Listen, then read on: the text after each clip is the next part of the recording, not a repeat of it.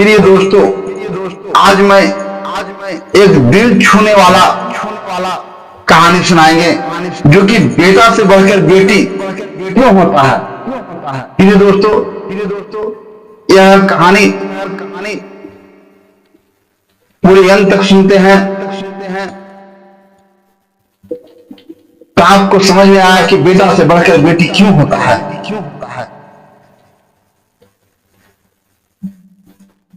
एक समय की बात है, किसी एक गांव में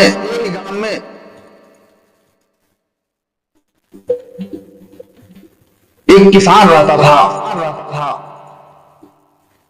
उसका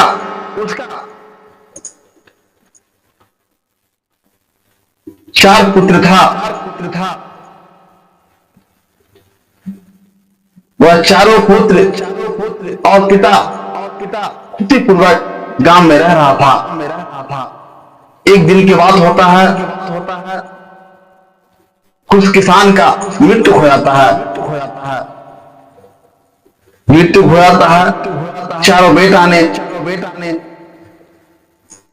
अपना पिता को दाह संस्कार करने के लिए अर्थी को ले जा रहा था।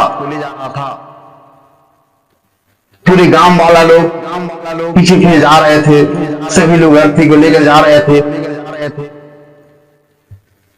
इतने देर में वहां पर एक आदमी आता है, एक सेठ आता है। और उस सेठ ने उस किसान को, मरे हुए किसान को एक पैर को पकड़ लेता है। और पकड़ने के बाद वह कहता है कि किसान ने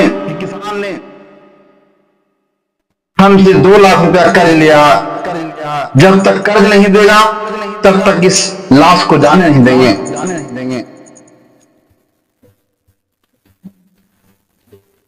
अर्थी वहां पर रोक देता है। जो अर्थी रोक देता है, चारों बेटा ने कहता है कि कर्ज लिया है पिता, तो पिता जानेगा, पिता तो मर गया, हम कर्ज नहीं देंगे।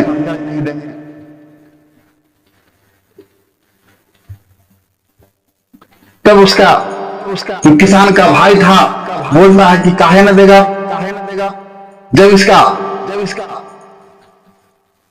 जिस समय जीवित था इसका कमी नहीं खा रहा था, इसका घर में रह रहा है, इसका संपत्ति को रखे हुए, तो कर्ज काहे न देगा।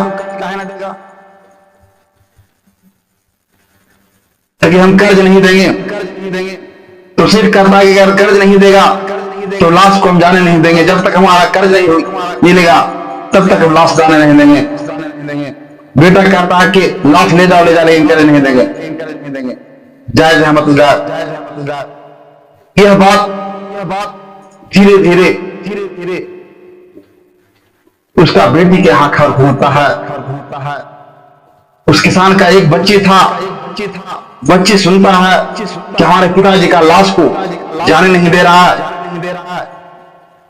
वह बच्ची वहां पर आता है, कहता है सेठ जी क्या बात है, लेकिन तुम्हारे पिता ने हमसे 2 लाख रुपया कर्ज लिया है। जब तक कर्ज नहीं उनको मिलेगा तब तक लाश को जाने नहीं देंगे। बेटी क्या करता है कि गहना जो जेवर पहने हुए था, सारा गहना जेवर उतार करके बेटी उस सेठ को दे देता है और कहता है सेठ जी हमारे पिताजी का दाह संस्कार करने दीजिए। अगर इसको बेच करके, इस गहना को बेच करके पैसा वसूल नहीं होता है तो उस पैसा भरने के लिए मैं जी मार लेता हूं, लेकिन हमारे पिताजी का दाह संस्कार होने दीजिए। वह सेठ हाथ में गहना लिए हुए खड़ा होता है। उसके बाद में कहता है कि बेटी गहना को रखो, मैं आपसे 2 लाख रुपया कर्ज लेने नहीं आए हैं, बल्कि 2 लाख रुपया कर्ज देने आए हैं। क्योंकि तुम्हारे पिताजी ने मरने से पहले हमको एक ऐसा समय आया था जो कि 2 लाख रुपया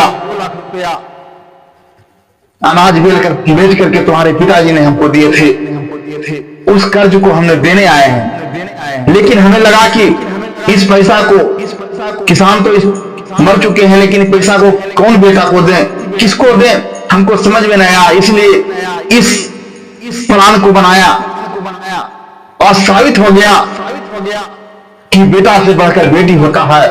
जो कि 4 बेटा में रहते भर में कोई कर्ज देने के लिए तैयार नहीं हुआ, लेकिन एक बेटी हुआ जो कर्ज को भरने के लिए तैयार हुआ।